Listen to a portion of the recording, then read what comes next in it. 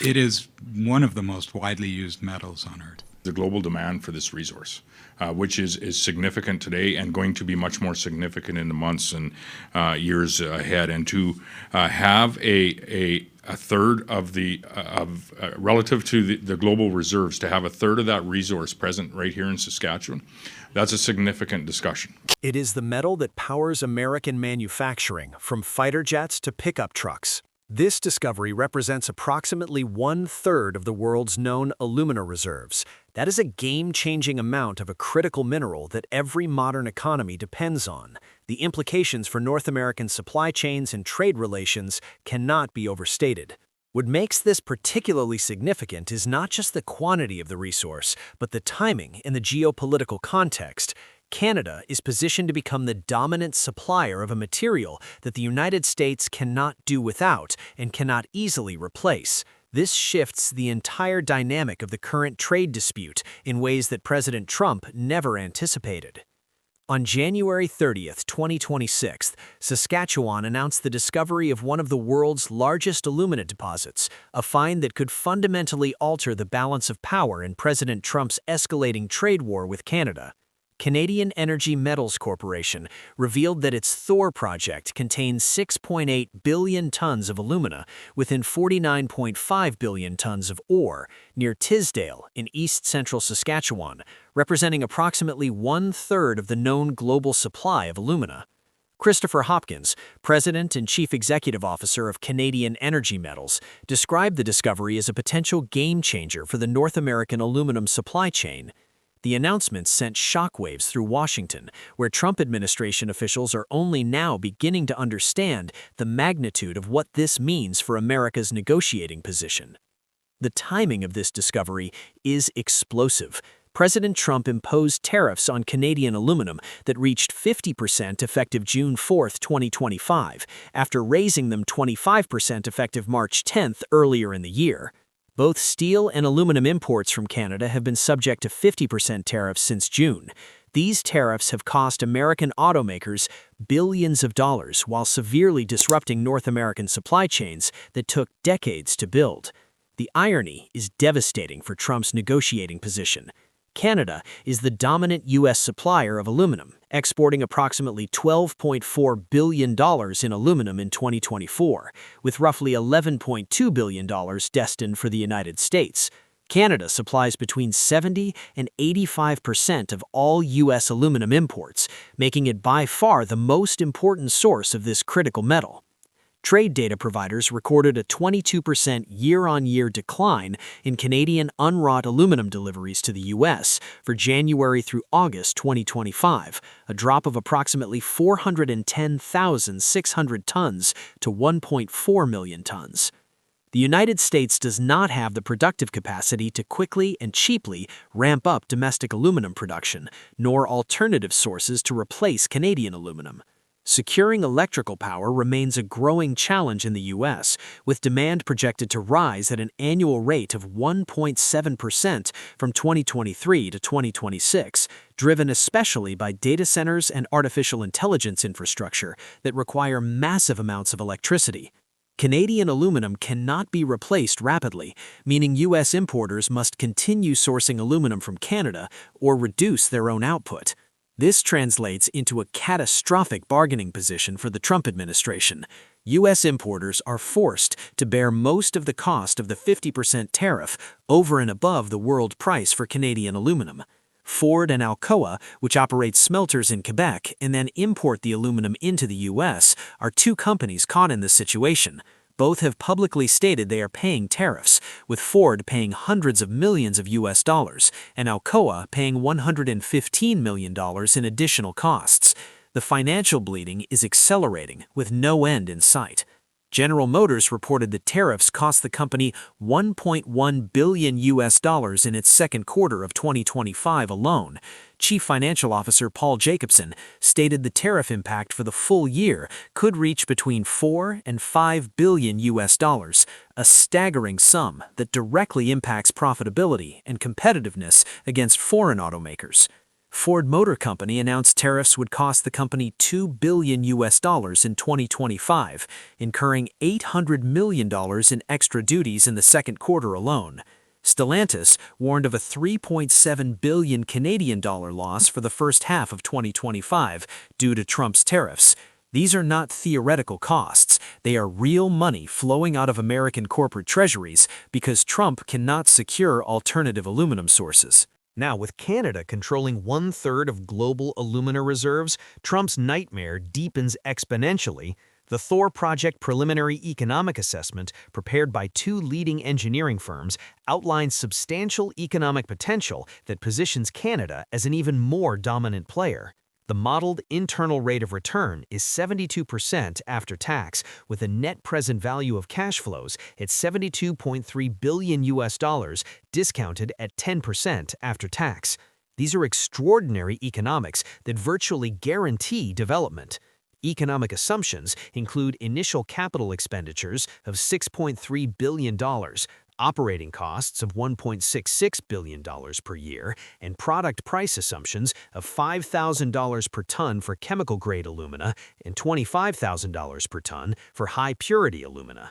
The financial model contemplates a surface mining and processing operation with an average throughput of 16.5 million tons per year of ore feed, supporting alumina production of 1.88 million tons per year over a 25-year project life. But that is just the initial assessment timeframe.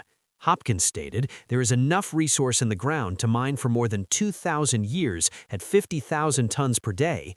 This is not a short-term deposit that will be exhausted in one generation. This is a multi-generational resource that could supply North America for centuries. Most of the world's aluminum currently comes from China, but that is no longer considered a secure supply chain by Western governments concerned about geopolitical stability and supply disruptions. Canada currently produces aluminum at about 3 to 4% of global consumption. The Thor project has the potential to dramatically increase that percentage, positioning Canada as the secure North American source of alumina, providing a long-term alternative to imported bauxite and strengthening critical supply chains that exclude Chinese dominance. Unlike typical alumina sources, the ore near Tisdale is not bauxite, but instead polymetallic black shale. This distinction is important because it means Canada is not dependent on the traditional bauxite supply chain dominated by countries like Guinea, Australia, and China. The preliminary economic assessment found the resource ranges from 20 meters to 50 meters below the surface in areas already drilled. This shallow depth makes extraction significantly easier and more cost-effective than deep mining operations. The deposit is held within a project area of approximately 16 miles by 16 miles, roughly the size that would fit inside the metropolitan area of Edmonton. The discovery contains 50 billion tons of critical minerals total, including close to 7 billion tons of alumina, plus significant deposits of scandium and vanadium. These additional minerals add further economic value to the project. Saskatchewan Premier Scott Moe stated the Thor project discovery pairs the province's pro-mining investment policies with a substantial geological advantage. The government is excited about the prospect of a new aluminum industry establishing operations in the province. Moe indicated the project has the potential to rival potash or other minerals in the province and could make aluminum one of Saskatchewan's main exports, fundamentally transforming the economic base of the region. The site has well-developed infrastructure, including power, roads, and transportation services. CN and CPKC rail lines stretch across the property, along with natural gas and electrical transmission lines. 2 hydroelectric dams, totaling 544 megawatts, are located near the town of Napawin, providing abundant, clean electricity for processing operations. Hopkins noted the rail infrastructure has the capacity to move any quantity desired to any market in North America and beyond.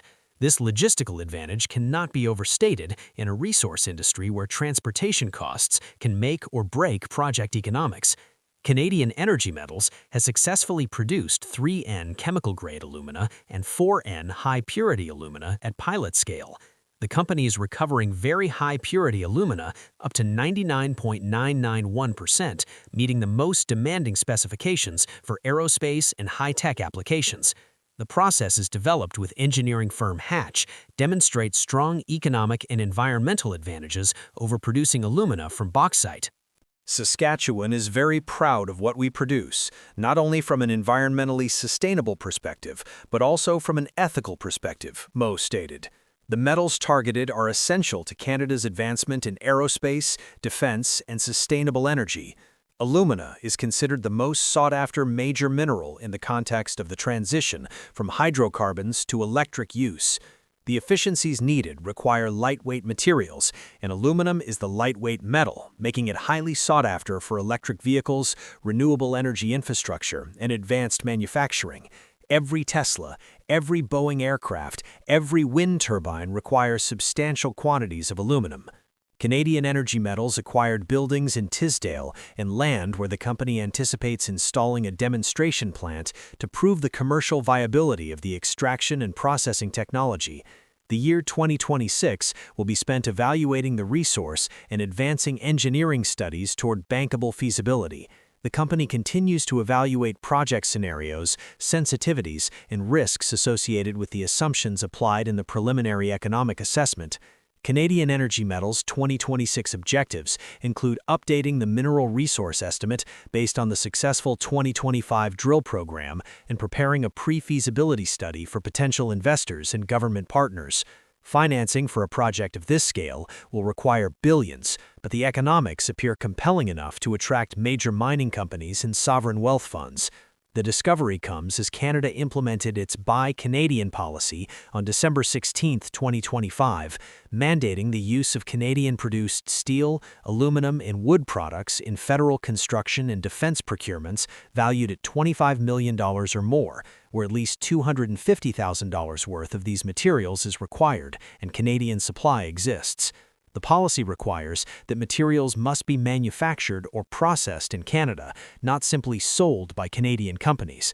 This ensures that the value-added processing stays within Canadian borders, creating Canadian jobs and Canadian tax revenue. Prime Minister Mark Carney announced new measures on November 26, 2025, aimed at protecting and transforming Canada's steel and aluminum industries.